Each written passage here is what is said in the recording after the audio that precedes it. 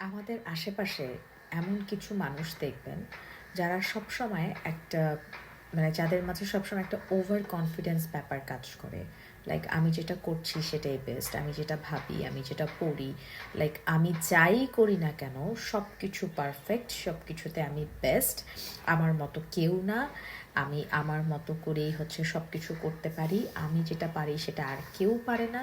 এই ধরনের চিন্তার মানুষ আপনি আশেপাশে দেখবেন। এরা শুধু আমি তাদেরকে উপাধি দিব জাস্ট টক্সিক পিপল। হ্যাঁ, কারণ টক্সিক মানুষরা এরকমই থাকে, তারা সবসময় অন্যদেরকে ছোট করার চেষ্টা করে এবং নিজেদেরকে বড় করে তোলার চেষ্টা করে। নিজেদেরকে বড় করে তোলার চেষ্টা করা খারাপ কিছু না, তবে সেটা অবশ্যই তার কাজের মধ্য দিয়ে হবে।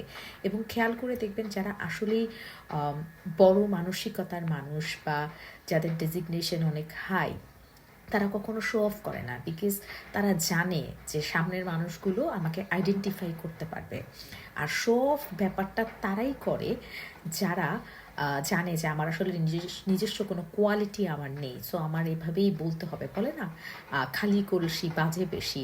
তো মানুষগুলো আসলে এরকম। সো আপনার আশেপাশে এই মানুষগুলোকে যখন দেখবেন তখন না তাদের সাথে হুজ্জতি তর্ক করতে যাবেন না, জাস্ট মজা নেবেন। তারা বলবে, আপনি মজা করে বিষয়গুলো শুনবেন।